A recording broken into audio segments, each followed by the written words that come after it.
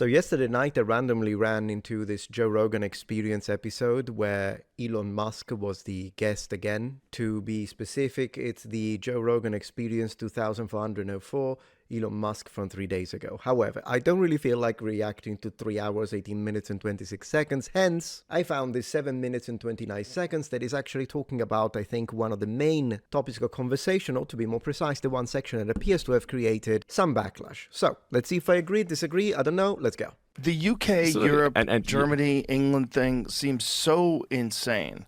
It's totally insane. I actually didn't realize it was like such a huge number of people that got 12,000. Yeah, far above Russia, far above China, right, far above anywhere on Earth. UK is number one. Well, things I actually, I talked to friends of mine in England, and I was like, hey, aren't you worried about this? Like, shouldn't you be protesting more? So that's actually crazy because he says Elon Musk on the UK immigration problem. Definitely a problem, particularly when it comes to illegal immigration. And he says they are snatching children. And now they're talking about tens of thousands, 12,000. I think he said that's what he was talking about. I haven't had a chance to double check that data. For sake of discussion, we'll consider it accurate. And then perhaps I'll spend some time trying to verify the numbers. But whether or not the numbers are correct, I think it's still worth talking about illegal immigration and the waves of millions of illegals and the sort of crime rise that has happened in Europe. So there's that. Because that's a fact. Whether or not these numbers are accurate or not. Protesting more, and I mean the problem is that like the legacy mainstream media doesn't cover the stuff. Right. They're like, oh, everything's fine. You right. know? Most people aren't even aware of it until they come knocking on your door. Yeah, until so.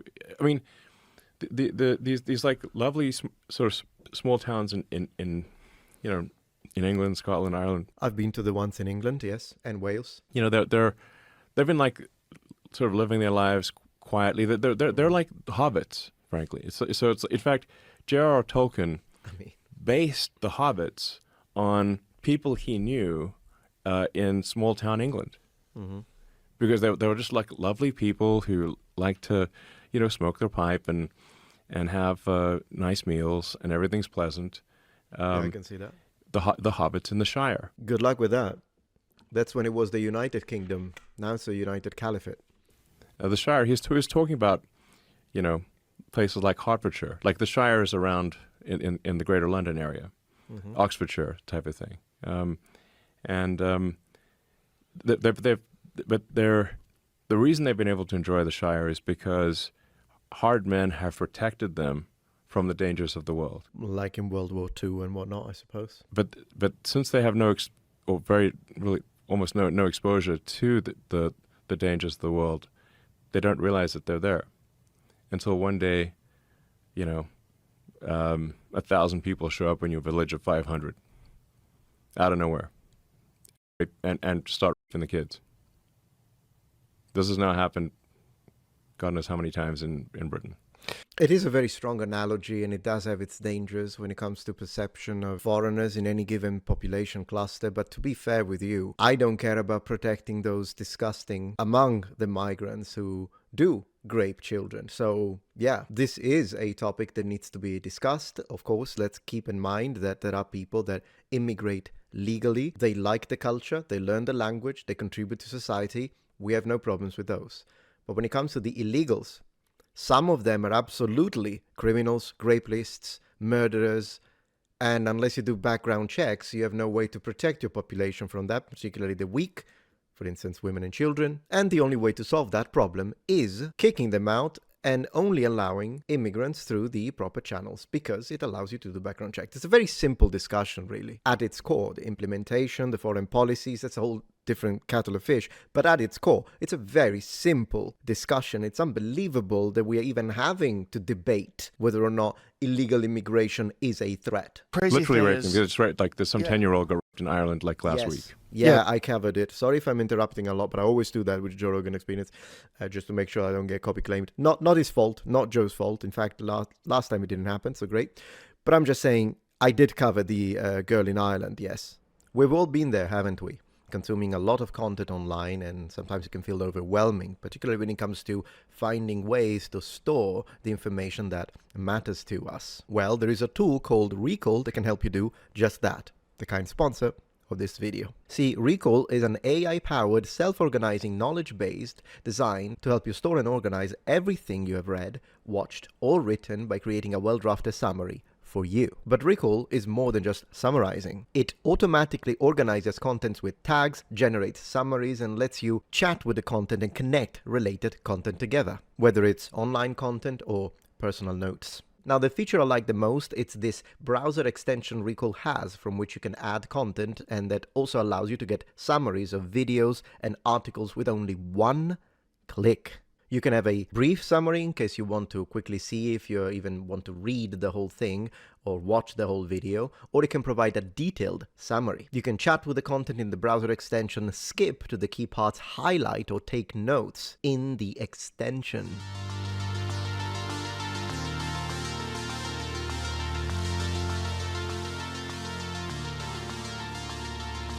And the content gets a lot of tags, so when you save it, it's automatically categorized. You can also import bookmarks from other apps. This works with YouTube videos, Shorts, Spotify, Apple Podcast, PDFs, Google Documents, and even TikTok, and it also comes with a mobile app. In August, Recall launched a major update and a new chat feature, which will enable you to chat across all the content you have saved in Recall, in order to get instant insight beyond the brain's limitation of memory and information synthesis. Instead of searching through your notes, just ask a question and instantly find the section you were looking for. And personally, this is very useful for me, particularly when I organize my scripts and research. So in other words, if I save all the videos from my channel, it's like I'm chatting with myself in a way. So, if you want to remember all the content you care about and even chat with your favorite experts, give it a try at getrecall.ai. And if you use my code Metatron25, you will get a 25% off of a subscription Recall that is valid until the 1st of November, 2025. And massive thanks to Recall for sponsoring my video. But I'm just saying, I did cover the girl in Ireland, yes. Out of nowhere. And start raping the kids. This has now happened, God knows how many times in Britain. Literal They gangs. snatched some kid. Yeah. Yeah. Yep. And if you criticize it, you can get arrested. And that's where it gets insane. It's like, how are they not you protecting literally criticize people? it. I think it's the Prime Minister of Ireland actually, posted on X, because after that, some illegal migrants snatched a 10-year-old girl who was like going to school or something. They went nuts. And violently raped a 10-year-old girl. And there was the people were very upset about this, and they protested. The Prime Minister of Ireland, instead of saying, yeah, we really shouldn't be importing violent rapists into our country, he criticized the protesters instead. And so I haven't seen the specifics of this statement, but if it is as described, then it's disgusting, and this person should not be in office. In fact, they should resign. In Ireland, Irish first, citizen first, children first, women first. Then you continue, you expand your circle. You go into the legal residence. Then if you have a system for refugees, you use it, but still within the confines of said system and its budgets and limitations, of course, because you don't want to have a system collapse. It's not good for anyone, including those refugees. But illegals, taking the side of illegals, it's already nonsensical. When people say, we should have no borders, free flow of people, it's nonsense. It's nonsense. But taking the sides of the rapists, unimaginable. didn't mention that the reason they were protesting was because a 10-year-old girl from their small town got. So here's the question. Why are they supporting this kind of mass immigration? Exactly. Good question. And what is there a plan involved in all this? Is this incompetence? Is this ignoring the fact that they don't have a handle on it, so they're trying to silence dissent? Like, what is happening? See what he says.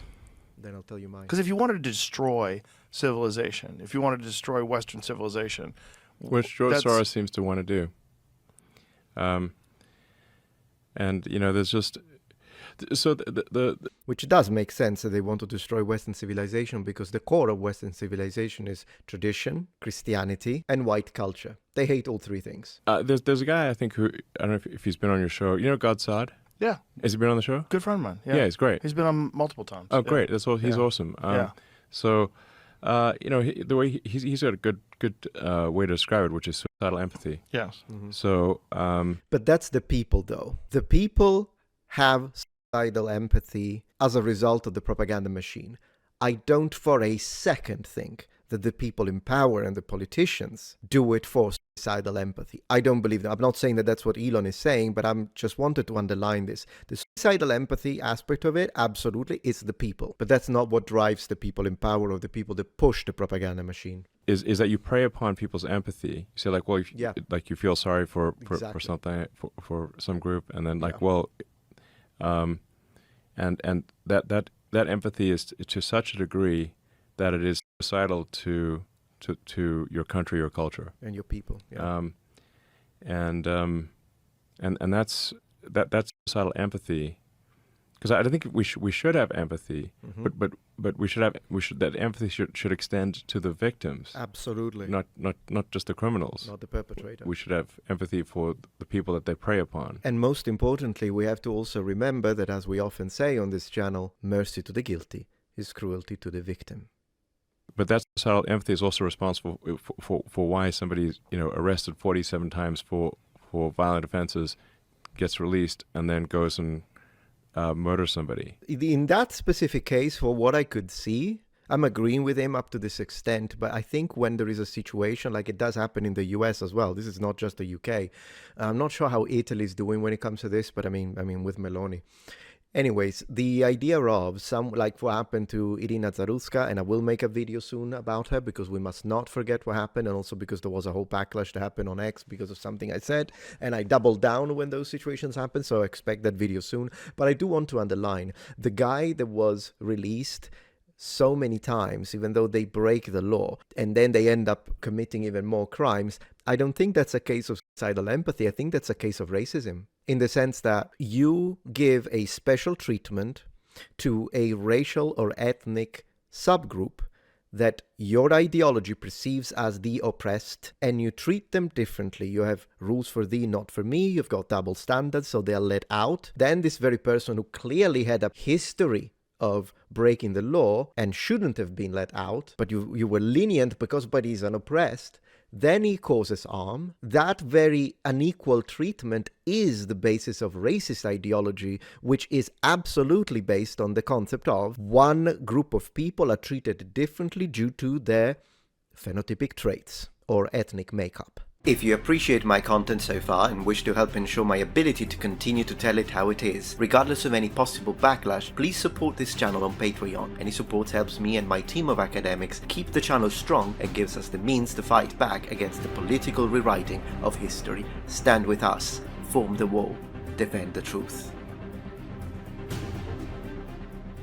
In the U.S., that's Yeah. you see that same phenomenon playing out everywhere. Absolutely. Where the suicidal empathy is to such a degree that we're actually allowing our women to get raped and our children to get killed. But it just doesn't seem like that would be anything that any rational society would go along with.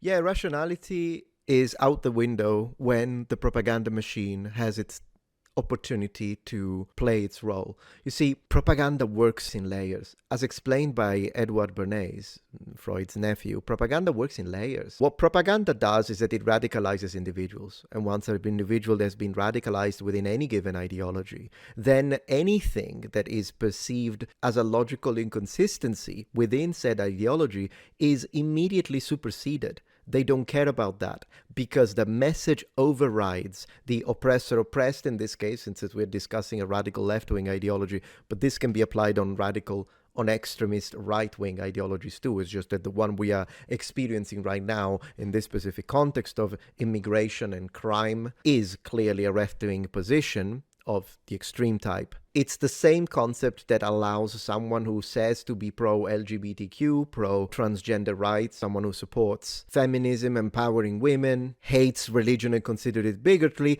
but then they ally and defend Islam, which is literally against all of those things. And this inconsistency is so obvious, yet for the indoctrinated, it means nothing. And they will defend a criminal simply because he belongs to the oppressed subcategory. That's what makes me so confused. Yeah. It's like you're importing massive numbers of people that come from some really dark places of the world. Well, there's no vetting is the Right. issue. It's There like is no it's yes. like Exactly. um, The checks. if there's no vetting, like people are just coming through. Like, well, what's to stop someone who just committed murder in some other country from coming to the United States or coming to Britain and just continuing their career of rape and murder? To escape as well, not just to continue, I agree with him, but also to escape, to get away from the repercussions of having broken the law in their original country. That's absolutely happen, and it happens every time you condone large numbers of individuals. Because you see, if in a year the number of illegals that had entered a country, say the United States or the UK, were 10,000, that's one thing. 100,000, that's one thing. But when you have millions, then even if you could say, yeah, but only 0.3% of those people are actually rapists. Yeah, but only 0.5% of all those illegals are actually dangerous rapists and murderers. Well, 0.5% of 10 million is 50,000. 50,000. Now, clearly I haven't looked at these statistics. I don't know if this is an accurate percentage, but regardless, whatever percentage it may be, which of course I imagine it varies depending on where these people are coming from and from what backgrounds, I guess those percentages, or whether it be a decent individual or whether it be a scumbag, will change exponentially. But even though we may not have a direct, immediate access to a precise and accurate number to try and quantify the number of illegal immigrants who are actually murderers, rapists, sociopaths, and psychopaths, if this number is still significant, then what we would have to see is a rise in crimes against women, crimes against children as a result of such unvetted immigration. And that's exactly what we are seeing. So whatever the number may be, we can discuss, we can debate the integers, but the result is there. And if something is not done, we will reach critical mass when it comes to immigration in Europe. And I don't know, but I mean, America is doing a thing or two about it, whether or not you like the way it's been handled. Complain about it with Biden, who didn't have a strong border. And then we can talk about Trump. Like, unless you've done, if there's some due diligence to say, like, well, who is this person? Exactly. What's their track record? If you haven't confirmed that they have a track record of being, honest and not being a homicidal maniac, then any homicidal maniac can just come across the border. And that's not to say everyone who comes across the border is a homicidal maniac, but if you if you don't have a vetting process to confirm, you see, he didn't. But that's why I'm agreeing with Elon. I don't know why people are so annoyed. Oh, I know why people are annoyed. People are annoyed because they're saying, is he saying that every single immigrant who crosses the border is a homicidal maniac? They don't watch until the end. They assume that. They don't see that he's actually saying this. And they go away calling him a racist and whatever the heck.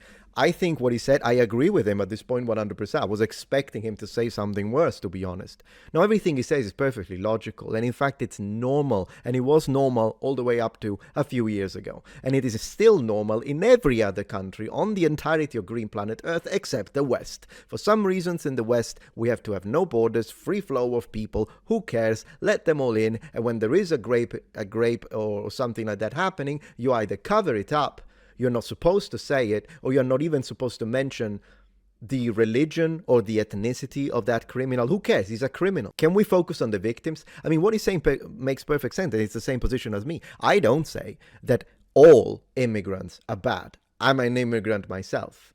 I don't say that all people that look a certain way or that have a certain ethnic component to them are bad. I don't do that, and neither is he, as we can see. But we are saying, how do you know? Are you okay with rolling the dice if it's your family and your daughter on the line? Are you okay with that? You're not letting in people who will do some serious violence. You will get people who do serious violence sometimes coming through. Absolutely. Well, especially if you don't punish them. and if you don't Yes. deport them, and if you are just like, well, but what is the purpose of allowing all those people into the country? It can't be. I wouldn't imagine that anyone in their society supports this. Well, let me explain. So the because you mentioned, for example, how much, say, Hillary and Obama have changed their tune. Yeah, that's right. From prior speeches where they were hard-nosed about not letting in anyone who's a criminal into the country, having secure borders, all that stuff. So why did they change their tune? The reason is that they discovered that those people vote for them. Yeah. That's why He's right. they want the open borders. Yeah. Because if you let people in, they know the Democrats let them in, they'll vote for Democrats. Yes. If you allow them to vote. Which they're actively doing. They turn. Yeah, no, he's absolutely right. I think that is one of the reasons. The vote situation is one of the reasons, but it backfired during the previous election in the sense that I think the Democrats the left in general in America got too confident with the idea of, well, if black people and Hispanics overwhelmingly vote left, they overwhelmingly vote blue with some exceptions, but we got those. So now we're just going to go into pandering towards this illegal immigration. We want them to come in as much as possible because eventually they will vote for us once we can speed for citizenship and that kind of stuff and say diversity is our strength. So the slogan is beautifully sounding, but the reality is all about power redistribution. Problem is, the reason why I'm saying it backfired in the previous election is because they gave so much money and incentive to illegals that at the end of the day, black Americans and Hispanics who are legal and citizen and live here, they felt like, well, why are you giving money to these people instead of us? And I think that that's one of the reasons why, believe it or not, Trump, during the previous election, we saw he had record numbers when it comes to the percentages of people who actually voted for him and the right wing in general, from both up to a certain extent from the black community, but to a higher extent from Hispanic. Now, I don't think that that's the only reason, but I think it is one of the factors that played a role into these people that literally decided to swing states and whatnot. Combine that with disastrous PR statements such as Biden saying you're not really black if you don't vote Democrat, which is unbelievable that a white man would say that to a black person, because what do you know? I say, as someone who's clearly right-leaning, but I absolutely know that I haven't got a clue what it means to grow up black. So who am I to go and tell an actual black individual who was brought up and lived in America and perhaps had some struggles and some problems when it comes to profiling, racial profiling, or perhaps police violence? No, you're going to tell people that did live through that, but unless you vote for our party, you're not truly black. I mean, that already was a massive fiasco. And then Kamala Harris, another candidate that I absolutely disliked. If you remember, during one of her rallies, one of her speeches, there were, I think, a couple of Republican kids in there, and they started saying Jesus is God and praise the Lord and something like that. And then she laughed at them, she mocked them, and she said, you're at the wrong rally. And then she thought that there was an own. But honestly, I don't think it was, because even though it's true that on the left, you do have a lot of like atheists and secularists, so there are some Christians too, but I'm saying generally speaking, a lot of people in the left are atheists. But the Hispanics, I mean, as for with my experience, I mean, the guy who brings me my mail, the postman, is Mexican, and every time he comes here, we have a great time. I speak a little Italian, he speaks a little Spanish. We have a lot of fun together. He showed me pictures of his children. He's very adorable, very nice guy. Hispanics, particularly Mexicans, are hardworking Christian people. I do believe she lost some support there. And of course, the J.D. Vance took it immediately as an opportunity, because when it comes to PR, the right wing won completely. You can hate them all you want. But what did Vance do? He picked up the microphone and said, yes, Jesus is king. Now you can tell me, but maybe he's faking it. Maybe he's using religion as a tool. I don't know. I can't read his mind. Maybe his faith is real. Maybe it wasn't, and it was a political move. Regardless, it was effective. Because as a Christian, I say, I'd rather take, when it comes to politicians and religion, I'd rather take my chances with a politician who says that they love the God I worship, and taking my chance on whether or not that's real or not, than to support a candidate that instead mocks and laughs. And I know for a fact that she hates everything I believe in. Once again, religion is not the only factor.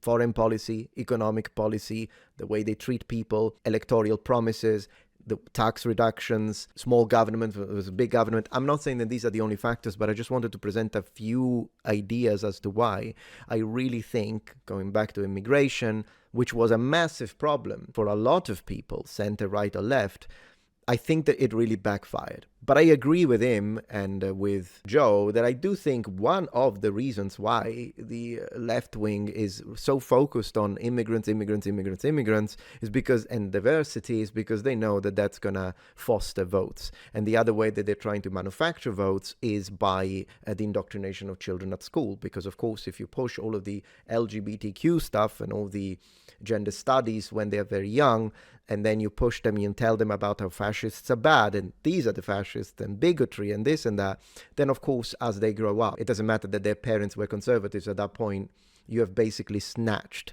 their children and you produced more voters. And I think the voting tactics is absolutely a thing, but it was a risky move and it backfired because, once again, letting in so many illegals actually ended up causing trouble in these countries, and people rebel, and people are not okay with it. Because as a country, your first priority is the security and safety of your people. But I think it's not the only thing. I think that connects to what we were saying before about the idea of destroying the West as a concept and as a human construct, because it goes against the values that a lot of radical leftism pushes. But the societal empathy aspect of it, I think that's just for the people. Yeah, no, I have nothing against what they said. Zero, nothing. I didn't find it controversial at all. But let me know what you think. And if you think that I said something wrong, do talk to me. Let me know in the comments. I appreciate if you're decent, and I will read your comment. And if you insult me, I won't. It's as simple as that. So if you want to change my mind, just so you know what's effective and what doesn't work. Thank you. Bye. Once again, thank you so much for watching. And thank you to the sponsor of this video, Recall. Don't forget to click the link in the description and use my code METATRON25 for their fantastic offer for you. Bye.